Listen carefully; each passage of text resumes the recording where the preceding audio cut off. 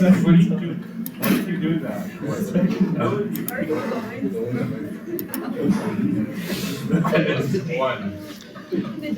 Okay, so back to our ratio analysis with this practice. So again, this is a cross time analysis, but not a problem. You know, you won't do. You're not going to do cross time analysis. You're going to do cross company analysis. But the analysis is the same. Just consider 22, 23, 24 as 3 different companies. Okay, but the conclusion is the same. So this is same company. Let's go through these ratios and make some interpretation. What conclusion you do? Let's start with the first one. Current ratio. Okay, it was 225, goes a little bit up to 223, and then up to 235. Well, how do you qualify this?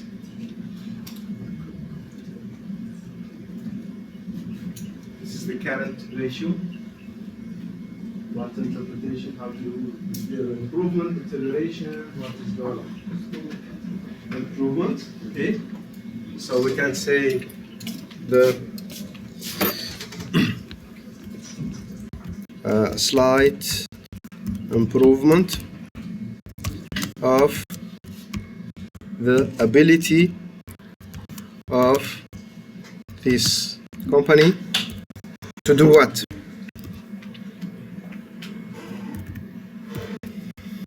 It's improvement of what? Ability of what? So remember, current ratio.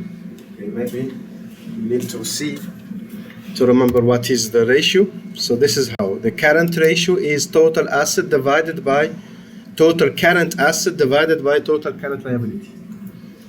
So improvement of what? To asset or to reduction in liabilities. That's current asset. Okay, that's the calculation. Well, now the interpretation. It's ability to do what? To cover their current liability using their current assets. You see this? Because if you don't have enough current liability, if you don't have enough current asset to cover the short-term liability, what will happen then? Then what is next step? This is even if not only on companies, even on individuals, as individuals. If we don't have enough current asset to cover current liability, what do we mean? What does it mean? You will have to sell your PPE so that you cover your current liability. When you come to the point of selling your equipment, selling your land, selling your building to cover your current liability, that is the most dramatic thing that can happen to a company. That is very serious, very dangerous, and that means simply bankruptcy. So what we are saying, no, we are very far from this.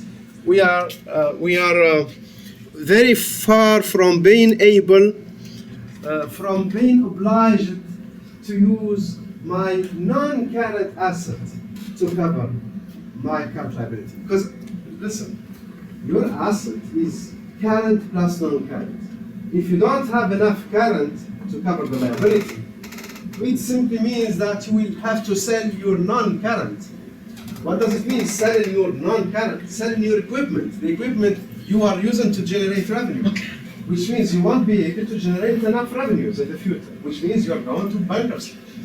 While in this case, the company has already enough current asset to cover twice of its liability. That is very secure. And in addition to that, this margin is increasing, even slightly increasing from year to year, which shows a very good standing for this company in terms of liquidity.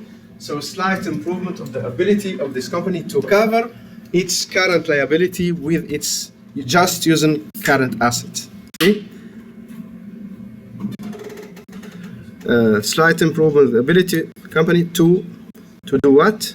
To cover their current, which means when we say current, means short term. right? Which means present liabilities, debt, just by using current assets, which excluded why? Excluded being obliged to dispose of my non-current asset in order to cover liability. I'm far from that risk. Okay? I'm very far from that risk of being obliged to sell. And again, there is a slight improvement. Okay? That's the interpretation. So again, if these are three, or if 22 and 24 are two different companies, company A and company B, we would say the same thing. Company B, 2024, is slightly better than company A in terms of its ability to cover short-term liability with their current assets. Okay? Now, quick ratio. Quick ratio, do you remember what quick ratio is?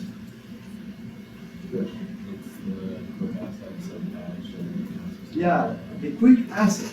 What if you cover your current liability not using all of your current asset, because some of your current asset is not quickly convertible to cash. So what if we remove those items that are not quickly convertible to cash and we only keep the quick assets? What are the quick assets? Cash itself, it is already cash, and account receivable, because much more quickly to convert into cash than inventory. All you have to do, make pressure on your receivable and tell them I need to be paid now. Okay? My supplier are making pressure on me. I want to transfer the pressure on you, so I need to be paid now immediately. So that is a quick item. Okay? While inventory, you can say I need the inventory to be converted immediately to cash. If you need it to be converted, you will have to pay to sell it for half price.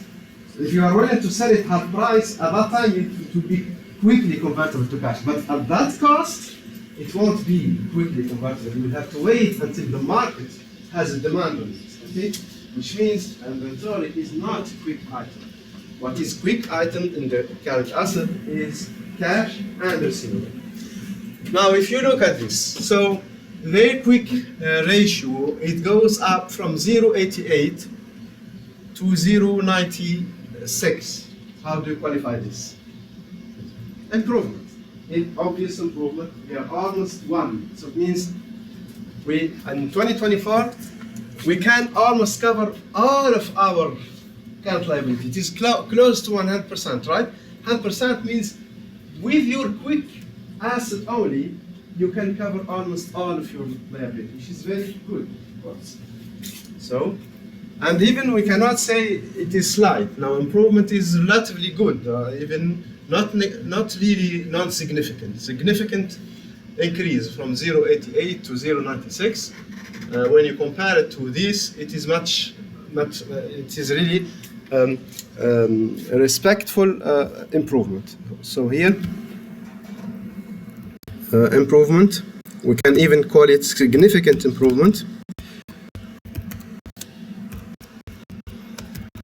on the ability of the company to cover their short-term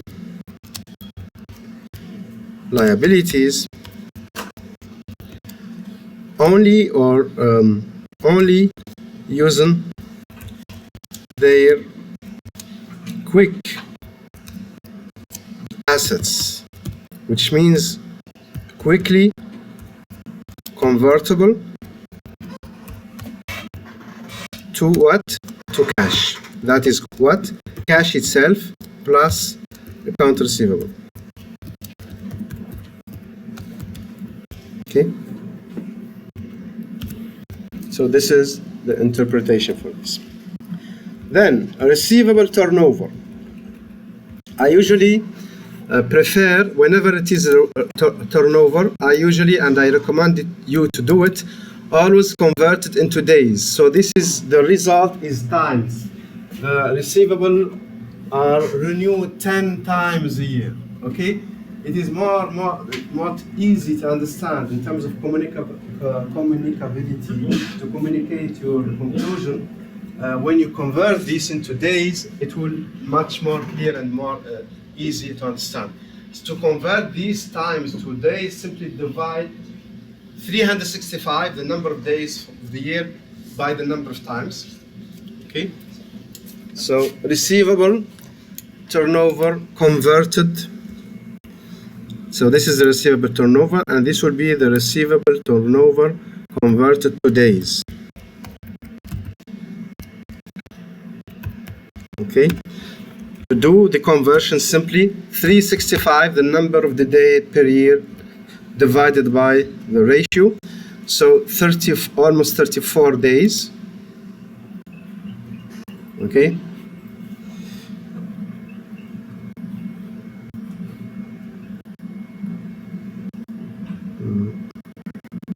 Okay. So yeah, what do you think? 42 days. We were the 42 days 2022 goes down to 35 days 2024. How do you qualify this? This is about the average collection period of your receivable. In 2022, on average, you collect your receivable on a window of 42 days. Now in 2024, you just need 35 days only to collect your receivable. Are we going better or worse? Better. It's good improvement. Okay. So our ability to convert or to collect receivable quicker is improving. Okay. Which is good, of course. So improvement. Or let's do it this way: shorter period to collect our receivable. So reflecting what? And it is significant, right?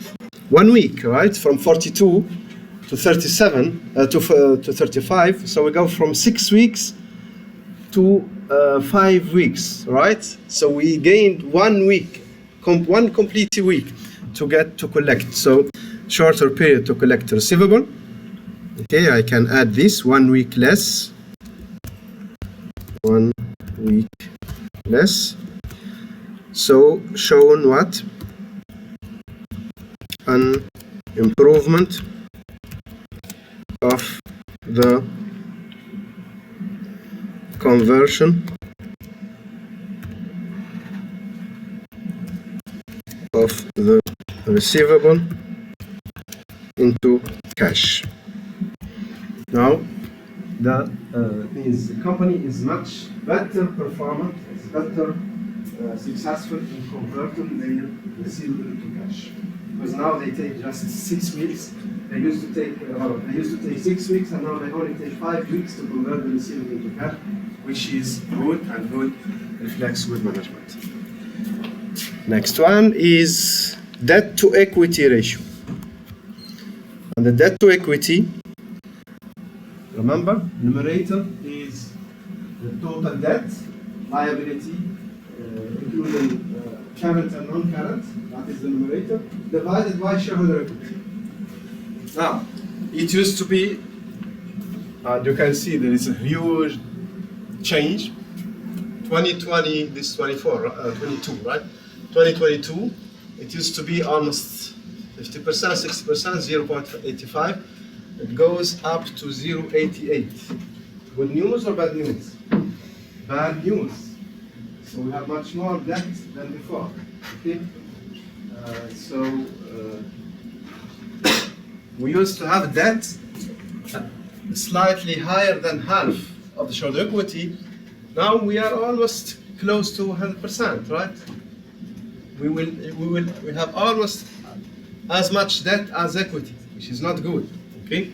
And this is a deterioration, and this is in terms of solvency, long term. You see here, this is a very, very good example where In terms of liquidity, you are making improvement. Short term, you are making improvement, but in terms of long term debt, you have trouble. So this is a situation where, in terms of liquidity, the company is doing well, but in terms of solvency, which means the long term ability to pay back their long term debt, we are problematic. We are making deterioration. So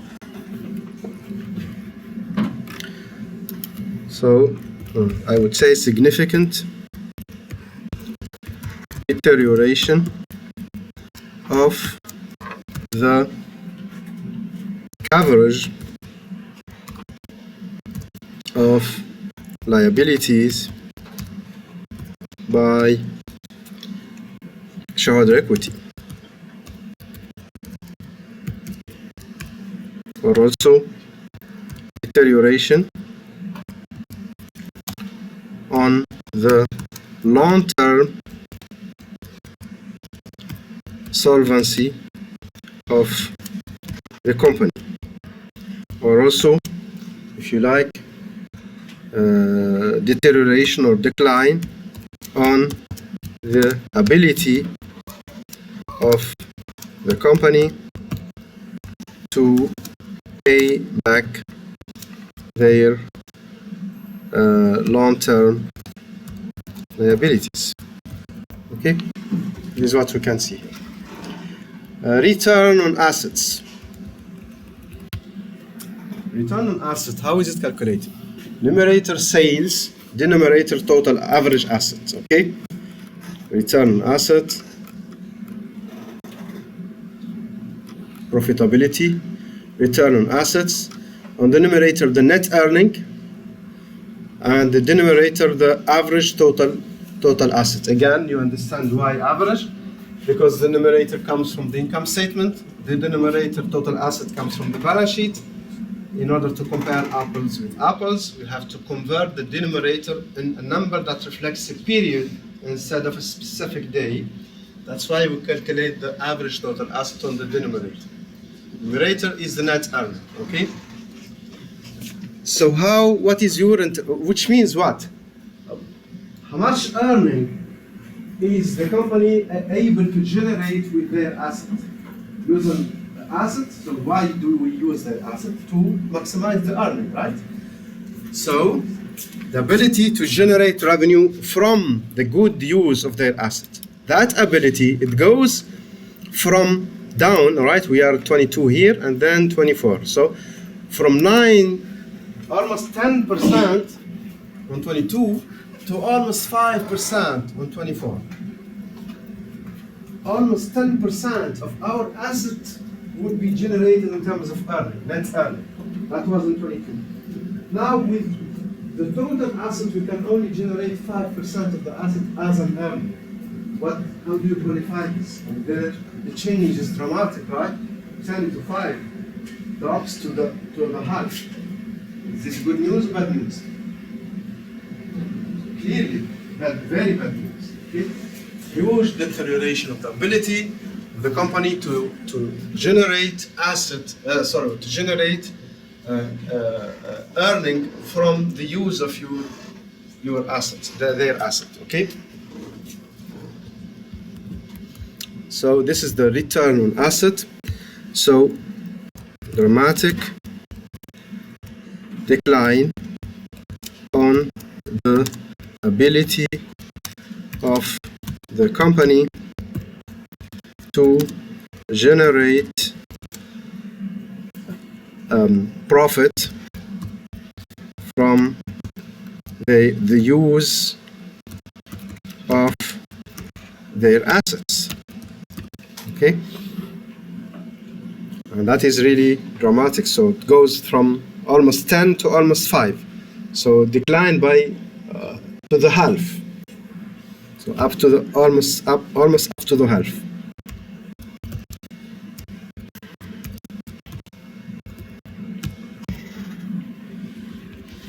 And this return of asset is very, very. And here, where, for example, we can say, let's consider that 22 and 24 are two companies, okay? Company A and Company B, okay? You can see that in some cases, slight improvement, good, then in some cases, bad. And then, okay, we are confused now. We have to select just one, either Company 22 or Company 21, 24 to recommend. Which one we recommend? You have to be aware that these ratios do not have the same, let's say, character of being crucial or being important, not the same. So if you say there is a huge decrease of the return on asset, that's what determines, one of the first things the bank will look at when it comes to borrowing you money. To borrow money, you cannot accept an interest rate which is higher than the return on assets. That is the basic of finance. In finance, if you have a return on asset which is just 5.5%,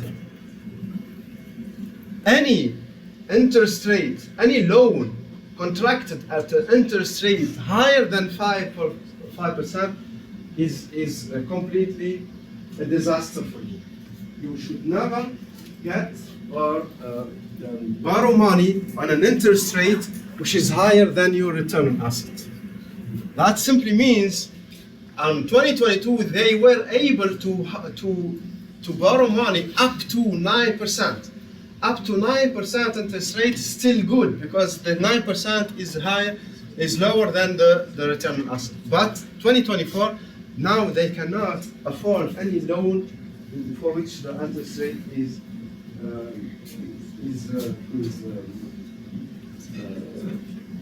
is higher than 5.5%. So if 2022 and 2024 were two companies, just at looking at this, because how crucial is this ratio, I would simply reject 2022,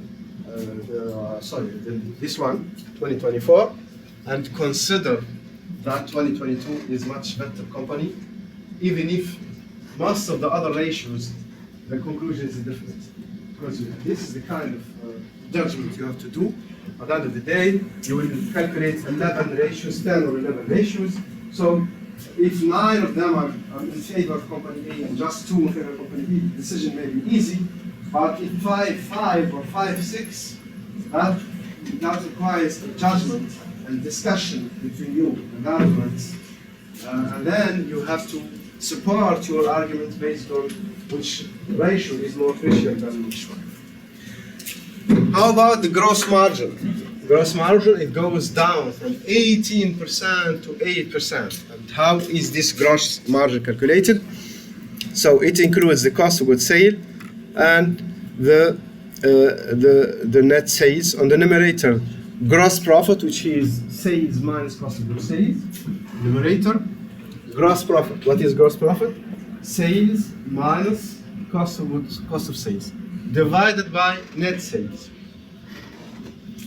So this gross margin, it goes down from 18% on 2022 until 8.7% now, which is a dramatic what?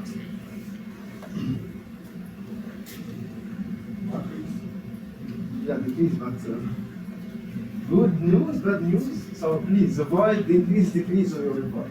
Increase is not a qualification. It has to be qualified. Means improvement, deterioration, it has to be good or bad. Okay?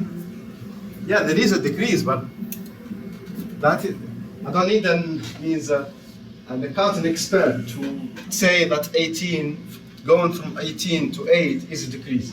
But I need your accounting expertise to say whether that is good or bad. In this case, it is bad, of course, yeah. Dramatic deterioration of the capacity of the company to generate gross margin. So, yeah, and it is a significant deterioration of the gross margin ratio.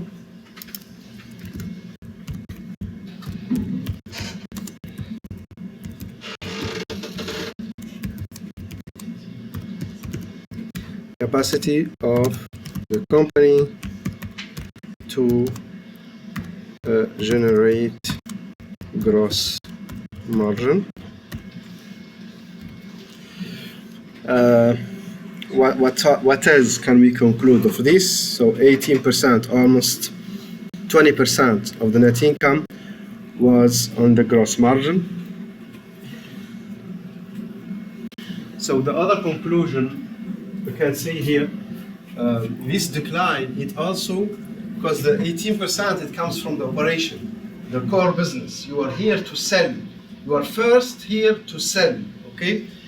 And to maximize your margin from your operation.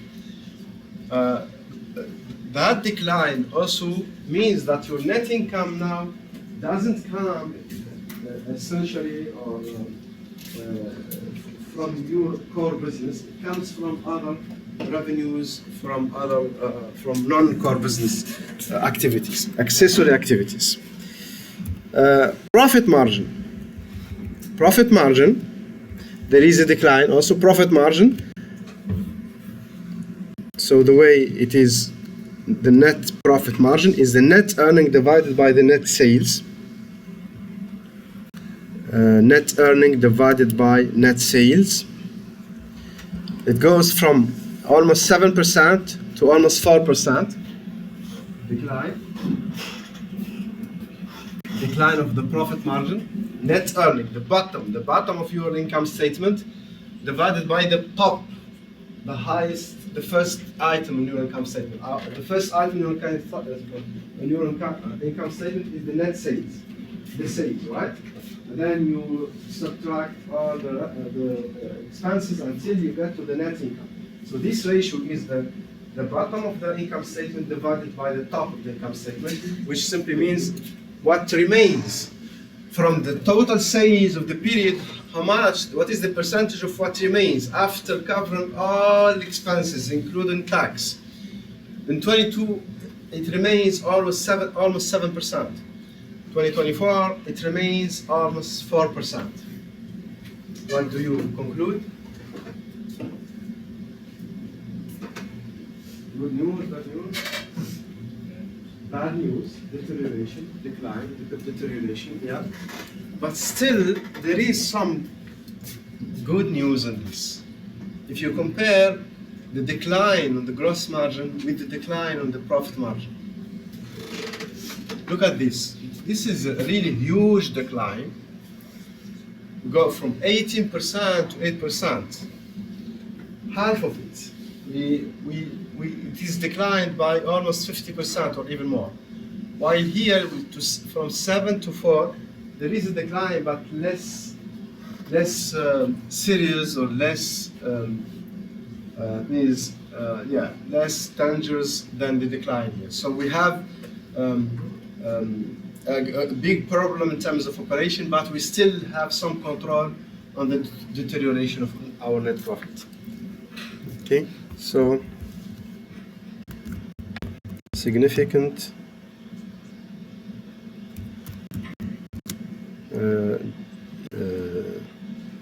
deterioration of the capacity of the company to generate net profit.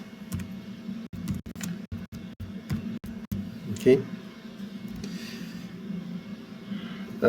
but less dramatic, if you like, than the deterioration of the gross margin ratio. And finally, return on equity. Return on equity, means net income divided by total shareholder equity. So return on equity, net earning divided by the net earning average shareholder equity. No, sorry, it is not net earning. So I don't know why this is the average shareholder equity. Just remove this in your slides. Not the. You can insert What can I do? So rectification, denominator is the average shareholder equity.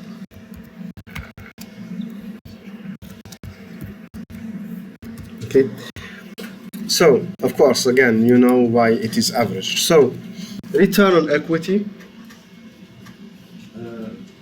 this is for the shareholders. As shareholders, we have invested money on this company, the share capital, the contribution. On 2024 or 2022, that investment was providing a return of 20%. And now the return on equity goes up to 14%. Good news, bad news? How do you calculate the 12%? From a total of shareholder equity, how much can I generate as a net income? Then they generate 12% 2022 and 14% 2024. How do you qualify this? Good news, bad news, improvement, deterioration? Improvement, yeah. Good news, okay? Good news for shareholder. So, improvement on the ability of the company to provide return to their shareholders, or ability to maximize profit with less contribution from shareholders. Okay? So this is our conclusion. So one of the stakeholders involved on this would be happy, the shareholders, while the lenders won't be happy. The bank won't be happy because the bank is going to look at the return on assets, going to look to the debt to equity, but the shareholders, the owners, will be happy on this. So there is an improvement, okay, on return on equity. This could be an argument that you can use in case of conflict between conclusion of various ratios. It's for two companies. Company A is better for a specific list of ratios, and company B is better on other list of ratios. One of the argument you can use to select finally at the end the ultimate which one you recommend, you may say we recommend company B because it provides more satisfaction to the shareholders. Since my boss, the one who recommended this request is not the bank. You are not making the analysis. Your client is not the bank. You are not making the analysis for a bank that is about to decide to either to finance A or B.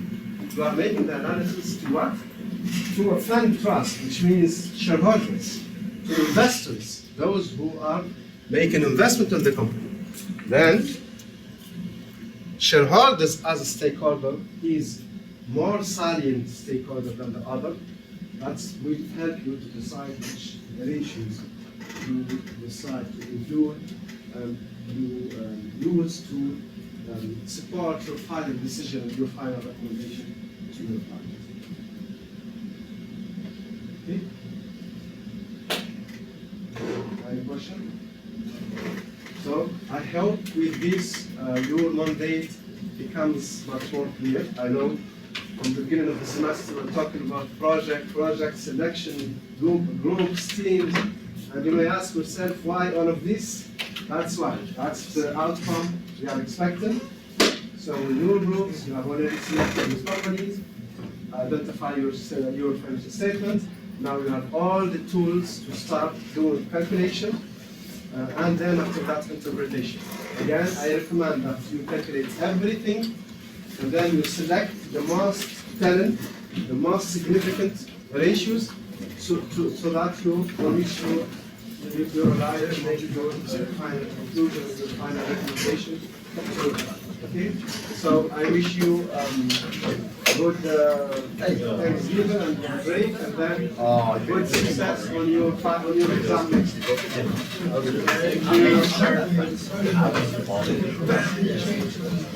Thank you.